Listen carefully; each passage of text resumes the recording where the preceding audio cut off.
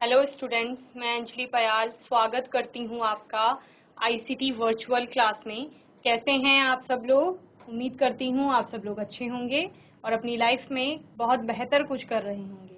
आज हम बात कर रहे हैं क्लास 11th की केमिस्ट्री की, जिसमें हमारा सेकंड चैप्टर चल रहा था structure of atom. Okay, structure of atom में सारे टॉपिक्स क्लियर करने के बाद हम इसके एक्सरसाइज पर आए थे और एक्सरसाइज में हम क्वेश्चन आंसर्स लेकर इसके चल रहे थे। ओके, आज वही क्वेश्चन आंसर हम कंटिन्यू करेंगे। चलिए, कल आपका क्वेश्चन आया था how many protons and neutrons are present in the following nuclei. तो आपको किसी न्यूक्लियाई में कितने नंबर में प्रोटॉन और न्यूट्रॉन उपस्थित हैं वो बताने होते हैं, तो वो आप बता ले जाते हैं। ठीक है, right the complete symbol for the atom X with the given atomic number Z and atomic mass A, where Z is equal to 17 and A is equal to 35. Second one is Z is equal to 92 and A is equal to 233, and the third one is Z is equal to 4 and A is equal to 9. तो atomic number आपको दिया गया है, साथ में atomic mass दिया गया है, और उससे आप क्या बता लेते हैं कि वो आपका एटम कौन सा होगा, यानी एलिमेंट कौन सा होगा। सिंबल आप उसका बता देंगे। ओके, तो जहां Z17 है, 17 किसका परमाणु क्रमांक होता है? क्लोरीन का होता है। ओके, A35 है तो क्लोरीन का ही होगा। ठीक है, Z92 यूरेनियम, Z4 आपका क्या आ जाता है? बेरिलियम आ जाता है। तो इस प्रकार आप तीनों ही एलिमेंट्स बता ले जाते हैं। क्वेश्चन नंबर थर्ड है आपका, yellow light emitted from a sodium lamp has a wavelength of 580 nanometre, calculate the frequency and wave number. तो आपको तरंग दैर्ध्य दी गई है, वहां से आपको आवृत्ति और तरंग संख्या ज्ञात करनी होती है, जो कि आप तरंग दैर्ध्य और आवृत्ति के बीच जो संबंध होता है lambda is equal to c by nu, वो करके, या nu is equal to c by lambda करके आप क्या कर लेते हैं? आवृत्ति को कैलकुलेट कर लेते हैं। और वही तरंग संख्या क्या होती है आपकी? 1/लैम्डा, यानी 1 तरंग दैर्ध्य होती है। ओके, इस प्रकार आप कैलकुलेट कर लेंगे दोनों चीजें। और calculate the wave length, frequency and wave number. क्या कैलकुलेट करना है? तरंग दैर्ध्य कैलकुलेट करना है, आवृत्ति कैलकुलेट करनी है और तरंग संख्या कैलकुलेट करनी है, जबकि आपको पीरियड यानी आवर्तकाल दिया गया है। तो आपको पता है फ्रीक्वेंसी इज इक्वल टू होता है 1/पीरियड, यानी आवृत्ति इज इक्वल टू 1/आवर्तकाल। वही आपका तरंग दैर्ध्य इज इक्वल टू क्या होता है? c बाय प्रकाश की चाल बटे आवृत्ति। ओके, और वहीं आपका, क्योंकि वेवलेंथ आपने निकाल ली, तरंग दैर्ध्य निकाल ली, तो आप तरंग संख्या निकाल लेंगे। तरंग संख्या बराबर 1/तरंग दैर्ध्य। ओके, तो इस तरह से आप तीनों ही कैलकुलेट कर लेंगे। क्वेश्चन नंबर 5 था, right the electronic configuration of the following ions. इनके लिए कॉन्फ़िगरेशन बताना था, तो वो हमने बता लिया था। हाइड्रोजन में एक ही इलेक्ट्रॉन है तो 1s हो गया था, 1s1। व्हाट सेकंड क्वेश्चन था आपका, what are the atomic numbers of the elements whose outer most electronic configuration are represented by. तो आपको लास्ट का बताया गया था कि लास्ट वाला जो इलेक्ट्रॉन है या लास्ट वाली ऑर्बिटल कौन सी है, तो उससे पहले वाले कौन से ऑर्बिटल होंगे, या आप कहाँ से, जहां से आपने ऑफ-बाउ प्रिंसिपल पढ़ा था। ऑफ-बाउ प्रिंसिपल के अकॉर्डिंग बढ़ते हुए एनर्जी क्रम में आप इलेक्ट्रॉनों को भरते हैं, तो यानी इनमें सबसे ज्यादा एनर्जी की यही शेल होगी। इससे पहले जो आएंगे वो सारे इससे कम एनर्जी के शेल आएंगे, तो इससे कम एनर्जी के शेल आप सारे बता ले जाएंगे। ओके, तो इस प्रकार आप इसको कर ले जाएंगे। नेक्स्ट है आपका, which atoms are indicated by the following configuration. तो यहाँ पे आपको पहले एक एलिमेंट के बारे में बताया गया कि हीलियम का कॉन्फ़िगरेशन होगा, जो उसके आगे 2s1 ऐड कर देंगे तो आपको इसका कॉन्फ़िगरेशन मिल जाएगा नए वाले का। तो ये लिथियम का हो गया था, इसके बाद फॉस्फोरस और स्कैंडियम आ गया था आपका। What is the lowest value of n which अलॉज g। तो g ऑर्बिटल कहाँ पर एग्जिस्ट करता है? n इज इक्वल टू 5 में एग्जिस्ट करता है, जहां पर g के लिए l की वैल्यू 4 हो जाती है। An electron is in one of the 3d orbital, give the possible value of n, l and ml for electron. तो ml की वैल्यू देनी है आपको, n की वैल्यू देनी है और l की वैल्यू देनी है। ये भी कर लिया था। थर्ड ऑर्बिटल के n इज इक्वल टू 3 हो जाएगा, l इज इक्वल टू 2 हो जाएगा, और ml क्या हो जाएगा? +2 से लेकर -2 या -2 से लेकर +2 तक। ओके, तो क्वेश्चन नंबर 8 था, an atom of an element contain 29 electron 35 neutrons. तो जितने इलेक्ट्रॉन है उतने ही क्या होंगे? आपके प्रोटॉन होंगे, अगर न्यूट्रल है आपका एटम तब। ओके, तो प्रोटॉन की संख्या कितनी हो जाएगी? 29 हो जाएगी। अब आपको क्या बताना है? इलेक्ट्रॉनिक कॉन्फ़िगरेशन देना है, तो वो नंबर ऑफ इलेक्ट्रॉन्स के अकॉर्डिंग आप इलेक्ट्रॉनिक कॉन्फ़िगरेशन दे देंगे। इसमें न्यूट्रॉनों की संख्या की आवश्यकता नहीं। An atomic orbital has n is equal to 3, what are the possible values of l and n। ml, तो पॉसिबल वैल्यूज कितनी हो जाएंगी? n is equal to 3। Third जो शेल होगी उसमें आपकी 3 ऑर्बिटल्स आएंगी, या आप क्या कहेंगे 3 सबशेल्स आएंगी, और उन सबशेल्स की ही ऑर्बिटल वहां पे बनेंगी। तो क्या क्या? sp d। 3 आती हैं, s की 1, p की आपकी 3 आएंगी, वहीं पे d की कितनी आएंगी, 5 आएंगी। ओके, और उसके लिए पॉसिबल वैल्यू क्या हो जाएगी, l ml की। तो s के लिए l की वैल्यू 0 होती है, p के लिए 1 होती है, d के लिए कितनी होती है, 2 होती है, और ml की क्या होगी, s के लिए 0, p के लिए कितनी हो जाएंगी आपकी -1 से +1 यानी 3, और d के लिए हो जाएंगी -2 to +2। इस प्रकार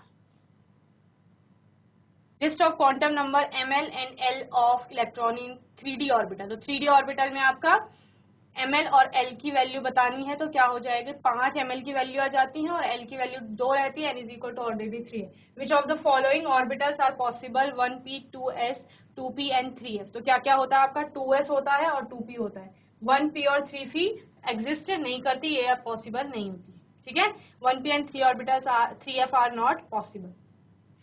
Using sp and d notation describe the orbitals with following quantum numbers। तो जिसके लिए n की वैल्यू 1 होगी, l की वैल्यू 0 होगी, तो वो क्या होगी, 1s होगी, ठीक है। और n की वैल्यू 4, l की वैल्यू 3, 4f, n की 3l 1, 3p, और n is equal to 4, l is equal to 2, 4d।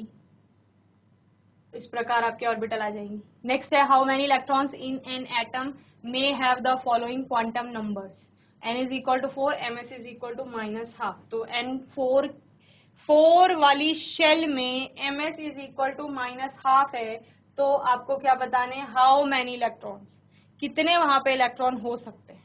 Okay, तो ये हमने देखा था 4s में क्या क्या आएगा, 4 वाली शेल में क्या क्या आएंगी, 4s आएगा, 4p आएगा, 4d आएगा, 4f आएगा। तो यहाँ से टोटल नंबर ऑफ इलेक्ट्रॉन क्या हो जाते हैं किसी भी शेल में, 2n स्क्वायर करके। तो 2 इंटू n यानी 4, 4 का स्क्वायर, 4 4 जा 16, 16 2 जा 32, तो टोटल इलेक्ट्रॉन हो गए 32। लेकिन इलेक्ट्रॉन्स कैसे पाए जाते हैं, कुछ का अपवर्ड स्पिन होता है, कुछ का डाउनवर्ड स्पिन होता है। तो जिनका अपवर्ड होता है वो +12 में होते हैं, जिनका डाउनवर्ड होता है वो -12 में होते हैं। तो 32 का हाफ कर लेते हैं आप लोग, ठीक है। तो 16 इलेक्ट्रॉन किस में होंगे, -12 में होंगे, जिनका जो चुंबकीय क्वांटम संख्या की वैल्यू के बाद कौन सी क्वांटम संख्या पढ़ते हैं आप, स्पिन क्वांटम संख्या, ठीक है। तो जिनका स्पिन क्वांटम नंबर कितना होगा, माइनस होगा, ऐसे इलेक्ट्रॉन कितने होंगे, 16। Okay, n is equal to 3 and l is equal to 0। चलिए इसको देखते हैं, यहां तक आपने लास्ट सेशन में कर लिया था, n is equal to 3, l is equal to 0। इसके लिए क्या निकालेंगे आप, 2n स्क्वायर। तो टोटल नंबर ऑफ इलेक्ट्रॉन कितने हो जाएंगे आपके, 2 इंटू 3 का स्क्वायर इज इक्वल टू 18, और 18 का हाफ कर देंगे, तो 9 इलेक्ट्रॉन ऐसे होंगे जिनका स्पिन कहाँ होगा, -12 में होगा, अगर आप उस केस में चलते हैं। लेकिन यहाँ पर क्या पूछा गया है, L की वैल्यू जिसके लिए 0 होगी, उस इलेक्ट्रॉन की बात करते हैं, ठीक है। तो फिर आप क्या करेंगे, L की वैल्यू 0 किसके लिए होती है, S के लिए होती है। तो ऐसे कितने इलेक्ट्रॉन होंगे बताओ, n की वैल्यू 3 है, ओके, 3 n की वैल्यू यानी थर्ड शेल में कौन कौन सी ऑर्बिटल आएंगी, 3s आएगी, 3p आएगी और 3d आएगी, ये 3 ऑर्बिटल आएंगी, ठीक है। इस l की वैल्यू 0 किसके लिए होती है, इस 3s के लिए होती है, और 3s में कितने इलेक्ट्रॉन आते हैं, 2 इलेक्ट्रॉन आते हैं, क्लियर है।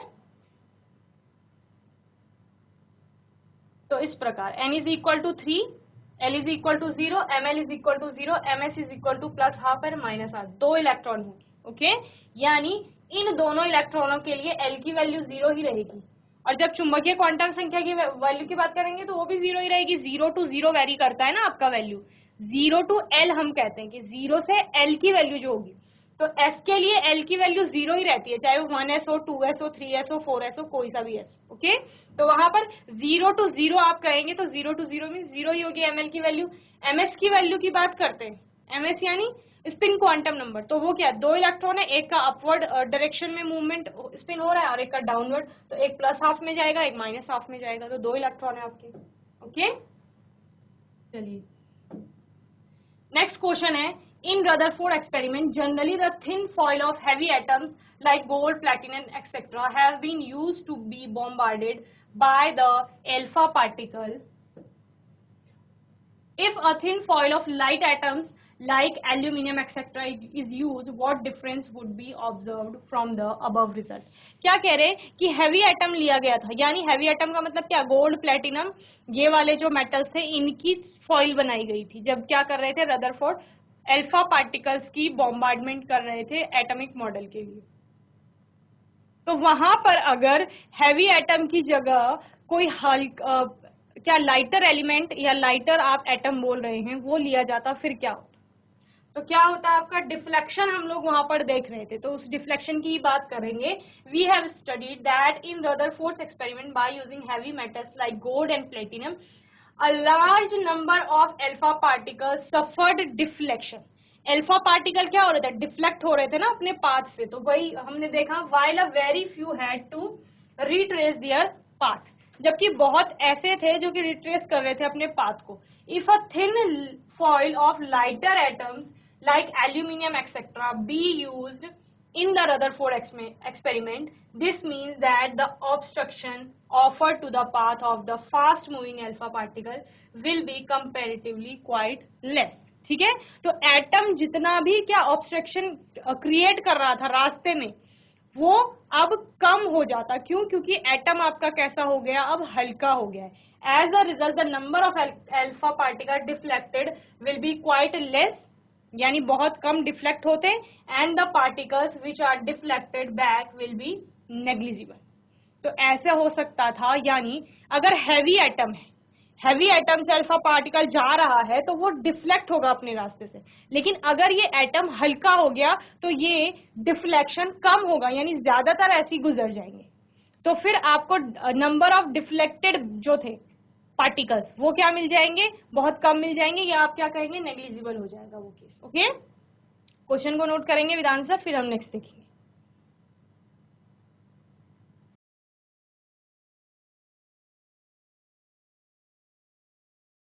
Arrange the following type of radiation in increasing order of wavelength, यानी तरंग दैर्ध्य के बढ़ते हुए क्रम में इन सारी रेडिएशन या वेव्स जो आपको दी गई है इनको तरंग दैर्ध्य के बढ़ते हुए क्रम में लगाना है। ओके, तो सबसे पहले आपकी क्या आती हैं, कॉस्मिक रेज आती हैं, उसके बाद एक्सरे, फिर एम्बर कलर, फिर माइक्रोवेव, देन एफ। ओके, तो ये सारा क्या है, बढ़ता हुआ क्रम है, यानी सबसे ज्यादा तरंग दैर्ध्य इनमें से किसकी होगी, एफएम रेज की होगी। ओके, चलिए नोट कर लेंगे इसको।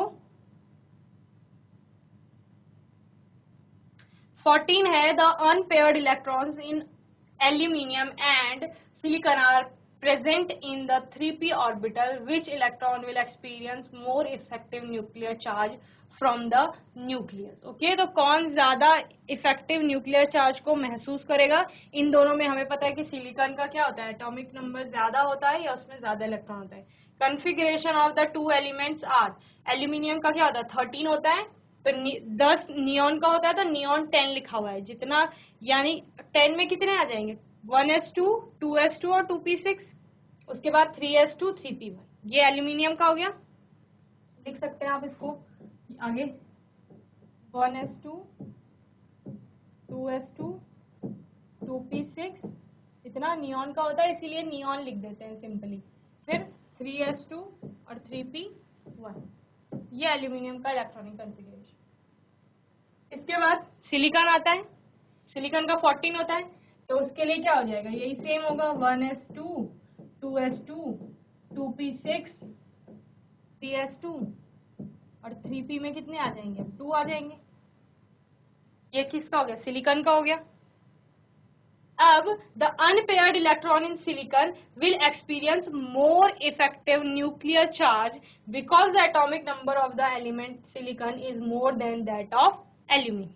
यही बताया था कि सिलिकॉन का क्या होता है, एटॉमिक नंबर एल्यूमिनियम की तुलना में ज्यादा होता है, और इसमें अनपेयर्ड इलेक्ट्रॉन ज्यादा है। अनपेयर्ड का मतलब क्या है, जब आप इस 3p के ऑर्बिटल को बनाओगे तो 3p में 3 ऑर्बिटल आएंगी और इलेक्ट्रॉन कितने, 2 ही है, तो ये 2 इस प्रकार आएंगे, 2 इलेक्ट्रॉन, तो 2 अनपेयर्ड इलेक्ट्रॉन, पेयरिंग नहीं हुई है, यानी दूसरा इलेक्ट्रॉन नहीं है जो कि इससे ऑपोजिट स्पिन देता। वैसे ही 3p एल्यूमिनियम की बात करेंगे तो इसमें 3 ऑर्बिटल लेकिन इलेक्ट्रॉन एक ही है, तो इसमें अनपेयर्ड इलेक्ट्रॉन 1 है, यहाँ पर अनपेयर्ड इलेक्ट्रॉन 2, तो इन 2 अनपेयर्ड इलेक्ट्रॉनों की वजह से क्या हो रहा है, मोर इफेक्टिव न्यूक्लियर चार्ज वो क्या करेगा, एक्सपीरियंस करेगा silicon, because the atomic number of the element silicon is more than that of aluminium. Okay, चलिए नोट करिए इसको।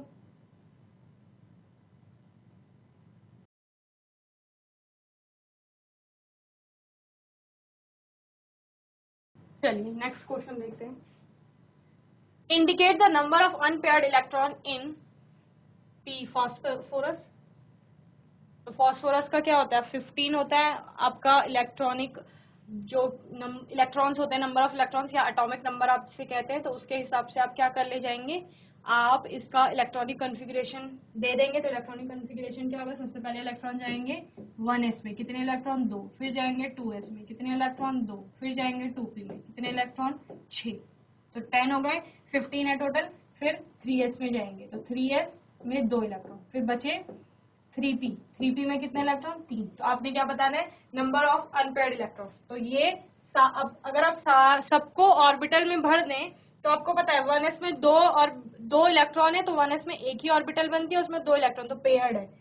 s में 2 इलेक्ट्रॉन पेयर्ड है, p में 6 इलेक्ट्रॉन पेयर्ड है, s में 2 इलेक्ट्रॉन पेयर्ड है, p में 3 ही इलेक्ट्रॉन है, यानी ये तीनों कैसे होंगे, अनपेयर्ड होंगे। 3 इलेक्ट्रॉन, 3 ऑर्बिटल होती हैं तो एक एक इलेक्ट्रॉन आ जाएंगे, तो तीनों ही क्या है, अनपेयर्ड है। समझ रहे हो ना।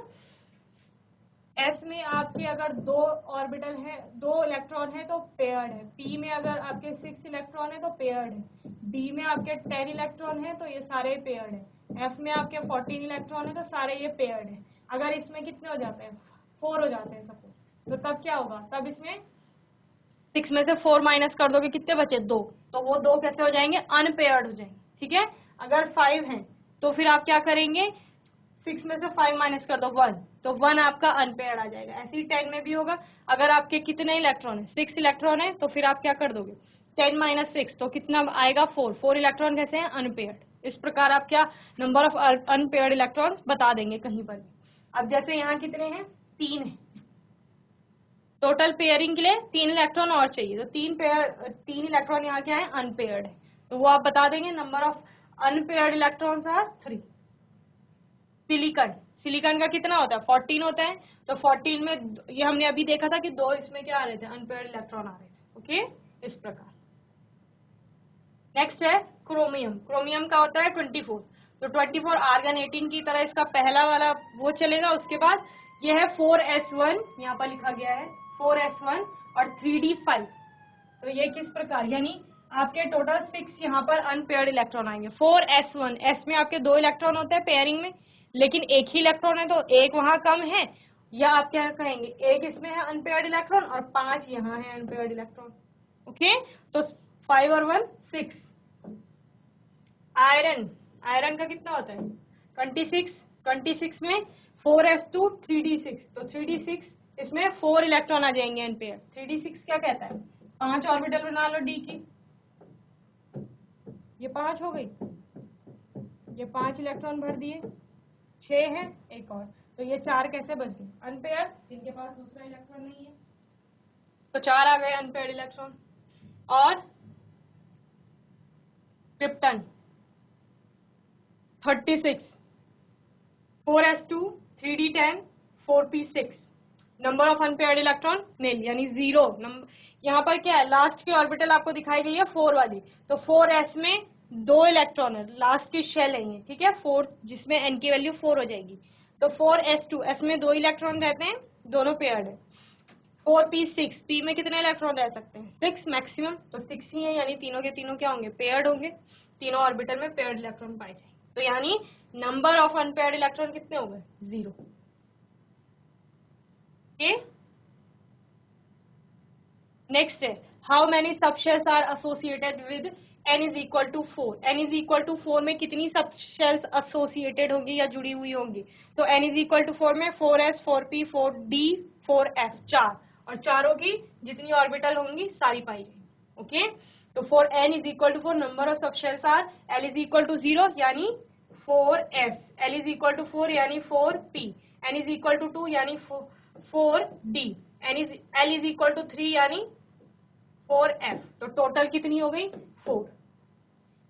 Okay, n is equal to 4 में 4 सब शेल्स होंगी। सब शेल्स और ऑर्बिटल में डिफरेंस है, शेल के अंदर सब शेल आती है और सब शेल के अंदर ऑर्बिटल आएंगी। अगर टोटल नंबर ऑफ ऑर्बिटल्स पूछा जाता 4 n इज इक्वल टू 4 के लिए, तो तब आप क्या करते, 4s की एक ऑर्बिटल, 4p की कितनी ऑर्बिटल, 3 ऑर्बिटल, 4d की 5 ऑर्बिटल, 4f की आपकी 7 ऑर्बिटल। ठीक है, तो टोटल नंबर ऑफ ऑर्बिटल कितनी हो जाएंगी, 16। ठीक है,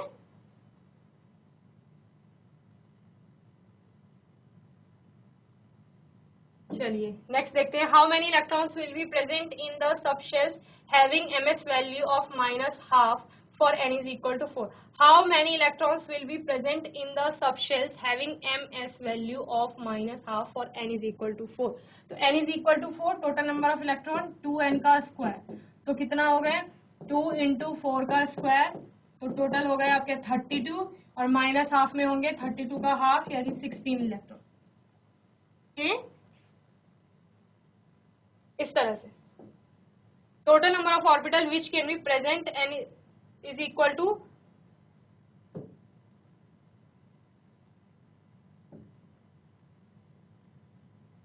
n स्क्वायर यानी 4 का square is equal to 16 orbital होंगी 4s में, 16 ऑर्बिटल बनेंगी। जैसे ये बताई मैंने, यहाँ पर अभी बताया था कि 4 में n इज इक्वल टू 4 जो शेल होगी उसमें टोटल ऑर्बिटल कितनी बनेंगी, शेल तो 4 ही बनेंगी, ठीक है, लेकिन ऑर्बिटल कितनी बन जाएंगी 16। एक ऑर्बिटल में आपकी रहते हैं 2 इलेक्ट्रॉन, तो 16 ऑर्बिटल में कितने आ जाएंगे 32। ओके, और 32 में आप क्या कहेंगे, आधे इलेक्ट्रॉन जो होंगे 16 जिनका प्लस हाफ में जाएगा आपका स्पिन क्वांटम नंबर, और आधे ऐसे होंगे जिनका माइनस हाफ में जाएगा। तो m is equal to -12 for 16 electron. Okay, जल्दी से नोट करेंगे इसे।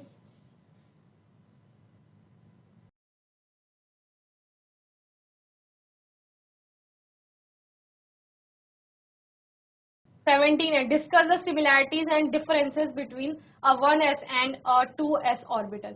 1s और 2s ऑर्बिटल में डिफरेंस क्या है और सिमिलैरिटीज क्या है। सिमिलैरिटीज की बात करें तो दोनों s सब शेल की ही ऑर्बिटल है।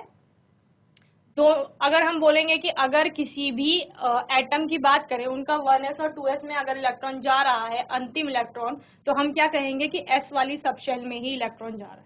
ओके, ये कहेंगे। और क्या कहेंगे, दोनों के लिए L की वैल्यू 0 ही होगी, 1s के लिए भी और 2s के लिए। दोनों में 2 ही इलेक्ट्रॉन मिलते हैं, 2 से ज्यादा इलेक्ट्रॉन नहीं मिलेंगे क्योंकि s सब शेल है आपकी, एक ही ऑर्बिटल होगी दोनों में। और अगर डिफरेंसेस की बात करें तो n की वैल्यू दोनों में अलग अलग है। 1s में n की वैल्यू 1 है, वही 2s में n की वैल्यू कितनी है 2 है। 1s की बात करें तो आपका 1s फर्स्ट शेल की ऑर्बिटल है और वही 2s सेकेंड शेल की ऑर्बिटल है। तो चलिए ये देखते हैं सिमिलैरिटीज क्या क्या है। बोथ हैव स्फेरिकल शेप भी दोनों का स्फेरिकल होगा, and both have same angular momentum number, angular momentum यानी, और आप क्या कहेंगे अगर आप इसमें L की वैल्यू एजीमुथल क्वांटम नंबर की वैल्यू भी कहेंगे तो L की वैल्यू क्या हो जाएगी दोनों के लिए 0 हो जाएगी। ठीक है, ये सिमिलैरिटी भी है दोनों में। और डिफरेंसेस क्या है, 1s has no node while 2s has 1 node. 1s में आपका कोई भी नोड नहीं आता और जबकि 2s में आपका क्या आता है, एक नोड आता है। और energy of 2s is greater than that of 1s।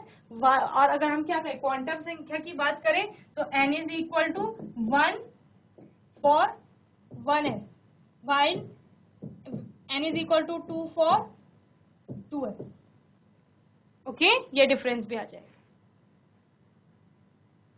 चलिए नोट करिए जल्दी से।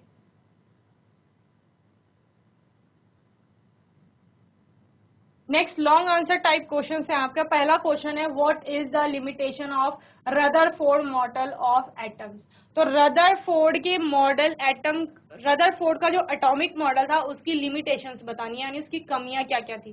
तो आपको याद है रदरफोर्ड के मॉडल में अल्फा पार्टिकल्स लिए गए थे रदरफोर्ड द्वारा, जिन्हें उन्होंने क्या किया था, सोने की पन्नी या गोल्ड फॉइल पर बॉम्बार्डमेंट की थी। ओके, और उससे उन्होंने अलग अलग कंक्लूजन्स दिए थे, कंक्लूड किया था, उन्हें ऑब्जर्वेशन लिए थे और उनको बाद में कंक्लूजन और फिर अपना जो मॉडल बनाया उसमें दिया था। तो लिमिटेशन ऑफ रदरफोर्ड मॉडल, और रदरफोर्ड क्या नहीं है एक्सप्लेन कर पाए थे, इलेक्ट्रॉन के बारे में नहीं बता पाए थे कि वो अगर घूम रहा है इलेक्ट्रॉन तो फिर घूमते घूमते उसका वो एक्सीलरेशन में जाएगा, फिर एनर्जी लॉस होगी, अगर एनर्जी लॉस होगी तो वो धीरे धीरे फिर घूमता घूमता नाभिक में गिर जाएगा। इस चीज को वो एक्सप्लेन नहीं कर पाए। तो यही क्या है उनकी limitations. When a body is moving in an orbit, यही बोला था उन्होंने कि इलेक्ट्रॉन ऑर्बिट में घूम रहा है, तो अगर कोई बॉडी ऑर्बिट में घूमती है, इट अचीव्स एक्सीलरेशन, त्वरण वहां पर उसको मिलता है, त्वरण में जाएगी वो। Even if body is moving with constant speed in an orbit, it achieves acceleration due to change in direction. Direction change हो रही है, उसकी वजह से वेलोसिटी होगी, और फिर क्या होगा, आपका एक्सीलरेशन होगा। So an electron moving around a nucleus in an orbit is under acceleration. However, according to radiation theory of Maxwell, the charged particles when accelerated must emit energy. ठीक है, अगर चार्ज पार्टिकल घूम रहा है तो वो energy को emit करेगा, ये उन्होंने बोला था मैक्सवेल ने। एज इलेक्ट्रोमैग्नेटिक रेडिएशन, जैसे इलेक्ट्रोमैग्नेटिक रेडिएशन होता है, this means that the revolving electron must also loose energy continuously in the form of electromagnetic radiation. यानी कि जिस प्रकार से कोई चार्ज पार्टिकल घूमेगा और घूमते घूमते इलेक्ट्रोमैग्नेटिक रेडिएशन को प्रोड्यूस करता है, उसी प्रकार अगर इलेक्ट्रॉन घूम रहा है, वो भी एक चार्ज पार्टिकल है, नेगेटिव चार्ज है उसमें, अगर वो घूम रहा है तो घूमते घूमते वो भी एनर्जी को इमिट करेगा, और इमिट करने का मतलब क्या है कि एनर्जी लॉस होगा। The loss of energy in revolution of the electron around the nucleus must bring it closer to the nucleus. अगर उसका इतना बड़े ऑर्बिट पे वो घूम रहा है तो धीरे धीरे जब एनर्जी लॉस होगी तो उसका ऑर्बिट छोटा होता जाएगा, और एक टाइम आएगा कि वो न्यूक्लियस के पास होते होते न्यूक्लियस में गिर जाएगा, ये वो कह रहे हैं। ठीक है, the electron must ultimately fall into the nucleus by the spiral path. कैसा पाथ बनाएगा वो, अगर यहाँ से इलेक्ट्रॉन ने चलना शुरू किया तो इस प्रकार से धीरे धीरे एनर्जी का लॉस होगा, और ये इस प्रकार स्पाइरल पाथ बनाएगा, और एक टाइम आएगा, ये न्यूक्लियस है, न्यूक्लियस में इलेक्ट्रॉन गिर जाएगा। Okay, this means that the atom must collapse, और एटम क्या हो जाएगा, कोलैप्स हो जाएगा, या एटम वहां पर क्या हो जाता है, खंडित आप बोलते हैं, वो हो जाता है। But we all know that atom is quite stable in nature, लेकिन हमें पता है कि परमाणु कैसा होता है, स्थायी होता है, स्टेबल होता है, स्थायित्व तो उसमें पाया जाता है। तो ये इसकी कमी थी कि ये इलेक्ट्रॉन के उन्होंने बताया तो कि न्यूक्लियस के चारों ओर इलेक्ट्रॉन घूमता है ऑर्बिट में, लेकिन एटम के स्थायित्व की बात को वो नहीं बता पाए थे, तो ये इसकी कमी हो गई थी रदरफोर्ड के मॉडल। Second था, Rutherford model could not explain the existence of different spectral line in the hydrogen spectrum. Hydrogen के स्पेक्ट्रम में जो अलग अलग लाइन एग्जिस्ट करती हैं उनके बारे में रदरफोर्ड नहीं बता पाए थे। ओके, तो इतना आपको इसमें समझ में आ गया होगा होपफुली।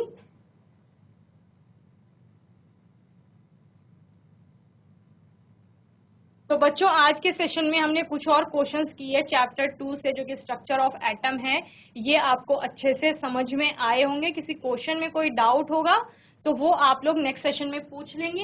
नेक्स्ट क्वेश्चन है आपका, how has bourse theory help in calculation the energy of hydrogen electron in different energy levels. तो ये क्वेश्चन आपके लिए होमवर्क के लिए है, ये क्वेश्चन आपको घर से करके लाना है, क्योंकि हमने बोहर की थ्योरी को बहुत अच्छे से पढ़ा है और हाइड्रोजन स्पेक्ट्रम पढ़ा है। एनर्जी के लिए हमने अलग अलग फॉर्मूले देखे हैं कि किस प्रकार एनर्जी कैलकुलेट की जाती है, तो वो ये आपको घर से करके लाना है। ओके, बाकी आने वाले सेशन में हम कुछ और क्वेश्चंस को इस चैप्टर के करेंगे, और तब तक के लिए आईसीटी वर्चुअल क्लास से जुड़ने के लिए धन्यवाद।